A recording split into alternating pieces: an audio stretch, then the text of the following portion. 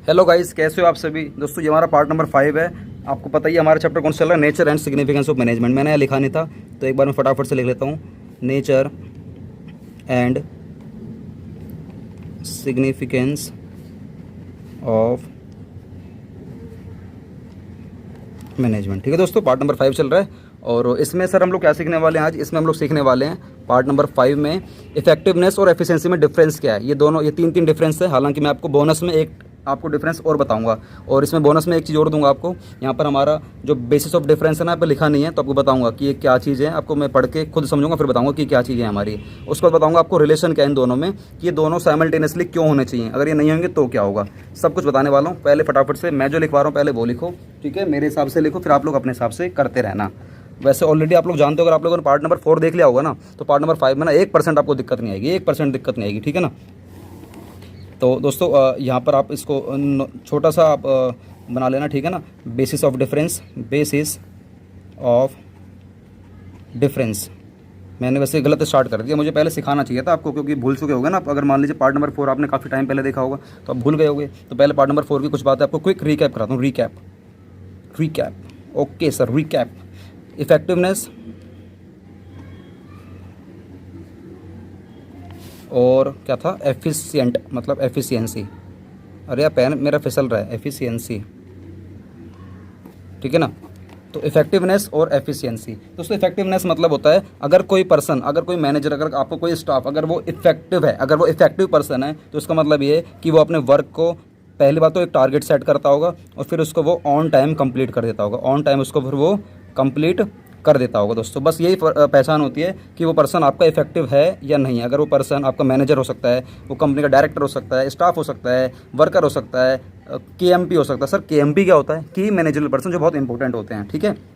तो बस ये होता है हमारा इफेक्टिवनेस। और एफिशिएंसी होता है जो अपने रिसोर्सेज को, सर रिसोर्सेज क्या होते हैं, मैंने बताया था आपको 3 होते हैं हमारे, बेसिकली 3 होते हैं। एक होती है हमारी फिजिकल एसेट्स, एक होती है हमारी फाइनेंशियल एसेट्स, एक होती है हमारी human assets. Physical assets, financial assets और हमारी ह्यूमन एसेट्स। अगर वो अपने रिसोर्सेज का, अगर अपना इनपुट कम डाल रहा है और उसका आउटपुट बहुत ज़्यादा निकाल के दे रहा है ना, इसका मतलब है कि आप लोग अपने रिसोर्सेज का काफ़ी अच्छे तरीके से ऑप्टिमम यूटिलाइज कर पा रहे हो। सर ये क्या होता है ऑप्टिमम? ऑप्टिमम मतलब होता है कि कम खर्चे में आप ज़्यादा फ़ायदा निकाल पा रहे हो, ठीक है ना। ये हमारा इनपुट है और ये हमारा आउटपुट है। सर ये तो आपने पहले भी सिखाया था पार्ट नंबर 4 में। बेटा मैंने पार्ट नंबर 4 में जो सिखाया था ना, उसका रीकैप दे रहा हूँ। देखा करो यार, रीकैप दे रहा हूँ ना आप लोगों को।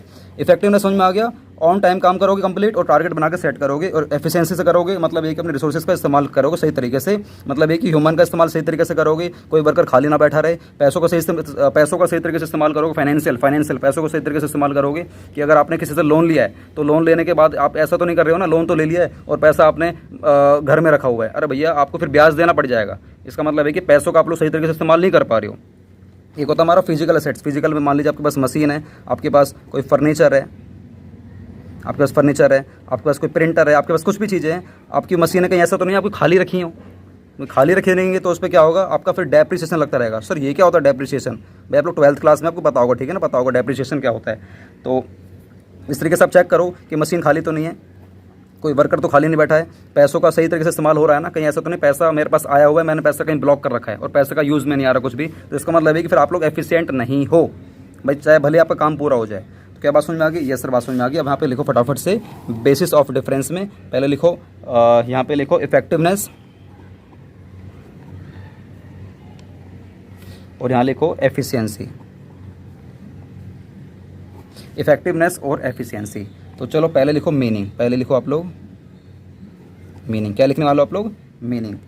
दोस्तों meaning, it refers to completion of task on time. Completion of task on time. It refers to completion of task on time. दोस्तों एफिशिएंसी क्या होता है? It refers to completion of task correctly with minimum cost. यहाँ पर क्या है, completion of task correctly होगा, correctly. यहाँ पर क्या होगा, कंप्लीशन ऑफ टास्क करेक्टली। क्या? करेक्टली, बिल्कुल सही तरीके से कंप्लीट करेंगे। एंड विद मिनिमम कॉस्ट, मतलब कम पैसों में, कम खर्चों में आप उसको पूरा करोगे, बिल्कुल करेक्ट तरीके से करोगे। With no wastage of resources.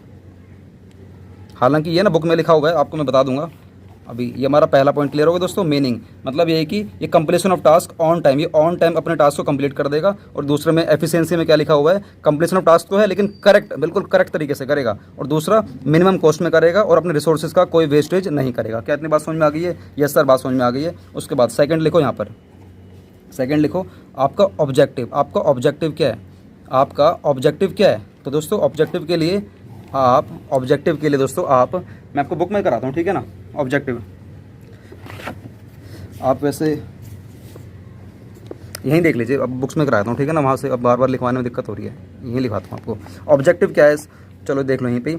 Effectiveness, it refers to completion of task on time, अपने टास्क को ऑन टाइम कंप्लीट कर देता है। और एफिशिएंसी क्या है, it refers to completion of task correctly, बिल्कुल सही तरीके से करेगा, विद मिनिमम कॉस्ट, कम खर्चों में करेगा, और with no wastage of resources, मतलब अपने रिसोर्स का कोई वेस्टेज नहीं करेगा। ये दोस्तों रहा मीनिंग।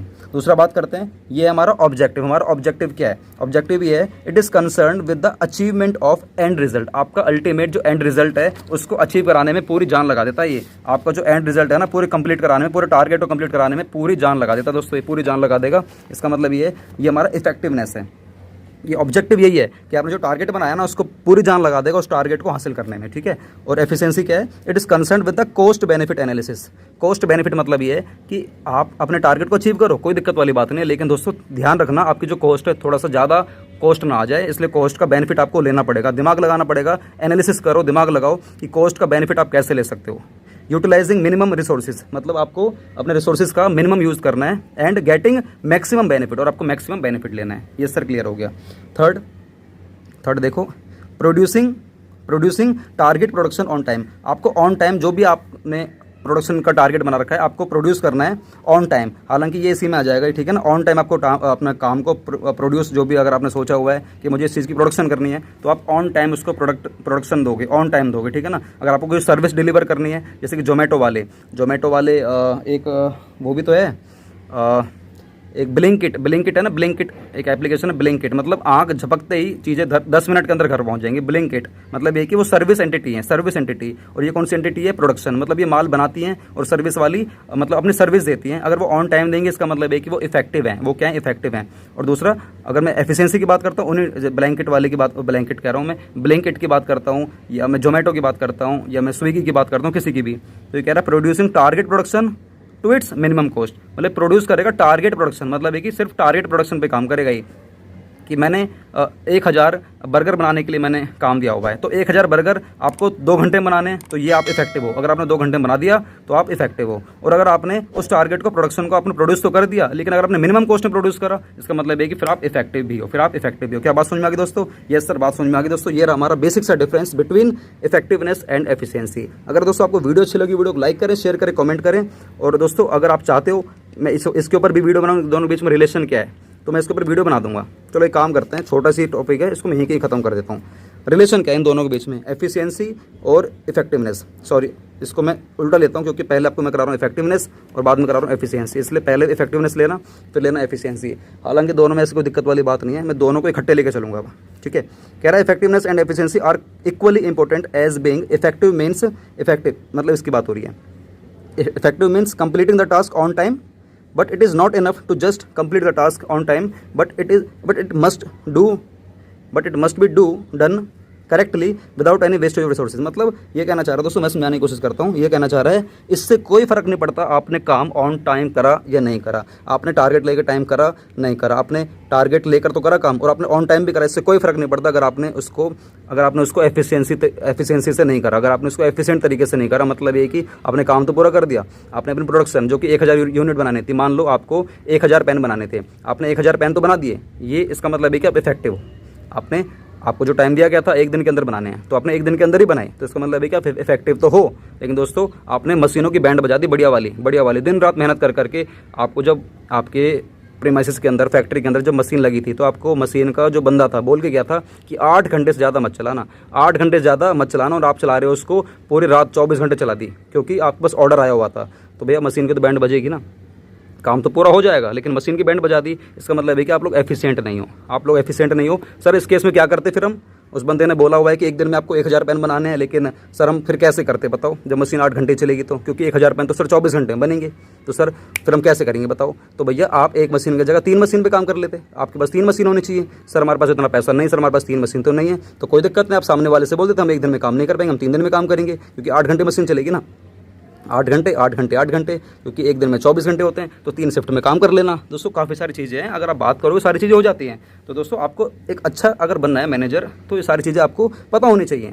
तो गाइस ये रहा हमारा इन दोनों में मतलब डिफरेंस, रिलेशन कि दोनों एक संगे चलते हैं, साइमल्टेनियसली साथ चलते हैं ये। और अगर दोनों में से अगर एक भी side, effectiveness and efficiency are 2 sides of a same coin, one without other is of no use. मतलब दोनों एक सिक्के के 2 पहलू होते हैं ना, एक जगह हेड और एक जगह टेल, दोनों जगह होना जरूरी है। जैसे कोई सिक्का है, अगर सिक्के पे एक साइड पे मान लीजिए भारत माता का उस पर या भारत का मतलब उस पर वो चिन्ह नहीं होगा, तो दोस्तों सिक्का वैलिड नहीं माना जाता। चाहे भले 1 रुपये का पीछे की साइड सब लिखा हो 1 रुपये, लेकिन अगर आगे अगर भारत जी का वो जो शेर वाले अगर वो पंजे बने हुए हैं इस तरीके से अगर नहीं बने होंगे, तो सिक्का वैलिड नहीं माना जाएगा। दोनों साइड हमारी बराबर होनी चाहिए, मतलब आप लोग इफेक्टिव भी होने चाहिए, आप लोग एफिशिएंट भी होने चाहिए। क्या बात समझ में आ गई? यस सर, बात समझ में आ गई। तो ये कह रहा है effectiveness and efficiency together lead to higher profit अगर and prosperity of an organisation. अगर आप लोग इन दोनों को एक संग लेकर चलते हो तो आप काफ़ी ज़्यादा प्रॉफिट कमाओगे और आप काफ़ी ज़्यादा ना प्रॉस्पर करोगे। सर प्रॉस्पर क्या होता है? मतलब काफ़ी ज़्यादा फैलोगे, काफ़ी ज़्यादा ग्रो करोगे, ठीक है ना। And failure of organisation is due to only inefficiency and ineffectiveness. अगर आपने देखा होगा कि कोई कंपनी या कोई ऑर्गेनाइजेशन है अगर वो लॉस में जा रही है, तो सिर्फ इसी वजह से जाती है कि या तो आप इनफेक्टिव हो, या फिर आप इन इफेक्टिवनेस हो, या आप इनएफिशिएंट हो। अगर ये दोनों ही नहीं है, फिर तो आपकी कंपनी डूबेगी ही, डूबी चाहे कुछ भी हो जाए, फिर आपकी कंपनी डूबेगी ही डूबेगी। तो आपको इफेक्टिवनेस भी होना है और आपको एफिशिएंट भी होना है। अगर आप ये दोनों ही नहीं हो, तो आपकी कंपनी को कोई भी नहीं रोक सकता बर्बादी से। ठीक है दोस्तों, ये सर बात समझ में आ गई। दोस्तों ये रहा हमारा पार्ट नंबर 5। अगर आपको ये नोट्स चाहिए तो आप मुझसे नोट्स ले सकते हो। हालांकि इस नोट्स में मैंने ज़्यादा कुछ खास लिखवाया नहीं है। ऑब्जेक्टिव मैंने आपको बता ही दिया है। ऑब्जेक्टिव हमारा इसका एंड रिजल्ट का होता है, और इसका जो ऑब्जेक्टिव है अपना ये कॉस्ट बेनिफिट एनालिसिस पे काम करता है, कॉस्ट बेनिफिट एनालिसिस पे काम करता है, ठीक है ना। ये हमारा हो गया ऑब्जेक्टिव बस। और ये अगर प्रोडक्शन डिपार्टमेंट में है तो ये ऑन टाइम काम करेगा, ठीक है। और ये मिनिमम कॉस्ट पे काम करेगा, बस मिनिमम कॉस्ट पे काम करेगा बस दोस्तों। और आपको दूँ एक और दूँ बोनस, एक और दूँ बोनस। चलो एक बोनस और ले लो, लिखो। ये तो सर्विस है कि सर्विस आप कौन सी दे रहे हो, ठीक है ना। अब लिखो यहाँ पर एक लिखो मेन कंसिडरेशन। सर कंसिडरेशन क्या होती है बताऊँगा आपको।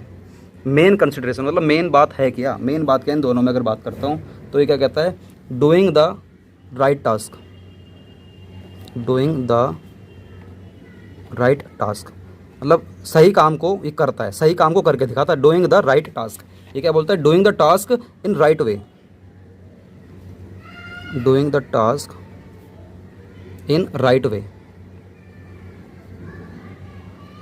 Doing the task in right way. मतलब ये कह रहा है कि काम को करता है भाई, ठीक है काम को करता है मैं जानता हूँ, लेकिन ये कह रहा है काम को तो करता है लेकिन सही तरीके से करता है। सही तरीके से करता है मतलब ये कि अपने रिसोर्सेज को सही तरीके से इस्तेमाल करता है। ये मेरे मन में आया, दिमाग में मेरे को लगा कि ऐसा कुछ भी हो सकता है तो मैंने बना दिया। अगर आपको लगता है कि कोई और भी डिफरेंस हो सकता है तो नीचे बताना, कॉमेंट बॉक्स में बिल्कुल बताना ना भूलें। और दोस्तों आज भी आप लोगों के लिए कोई क्वेश्चन नहीं है, बाकी क्वेश्चन वगैरह तो दोस्तों मैं लाता रहूँगा, ऐसी कोई दिक्कत वाली बात नहीं है। अगर आपको वीडियो अच्छी लगी पार्ट नंबर 5, अगर आपको पार्ट नंबर 5 अच्छा लगा हो, पसंद आया हो, तो दोस्तों आप वीडियो को लाइक जरूर करें, शेयर करें, कमेंट करें, अपना फीडबैक देना कि आपको वीडियो में क्या अच्छा लग रहा है। हो सकता है आपको एक चीज़ अच्छी ना लग रही हो, मेरी हैंड राइटिंग। दोस्तों कोई बात नहीं, कंसेप्ट में देखा करो, कंसेप्ट में जान फूंक देता हूँ, पूरी जान, पूरी मेहनत करता हूँ दोस्तों, पूरी मेहनत करता हूँ दोस्तों। दबा के पेल के लाइक किया करो, फटाफट से शेयर किया करो, फैला देना आपकी तरह इस वाली वीडियो को, क्योंकि दोस्तों मेरी मेहनत सफल होनी चाहिए। क्योंकि मैं दिन रात मेहनत कर रहा हूँ, दिन रात मेहनत कर रहा हूँ। सोना भी मैंने बहुत कम कर रखा है, मात्र 3 घंटे सो रहा हूँ आजकल, क्योंकि आपके चैनल पर, इस वाले चैनल पर मुझे अकाउंट्स की वीडियो अपलोड करनी है, बिजनेस की करनी है, 11th की करनी है, 12th की करनी है, पता नहीं क्या क्या करना है। और एक मेरा चैनल और भी है इंग्लिश की क्लास नेम से, जहाँ पर आप सभी को इंग्लिश की ट्रेनिंग दी जाती है। आप चाहो तो इसको भी सब्सक्राइब कर सकते हो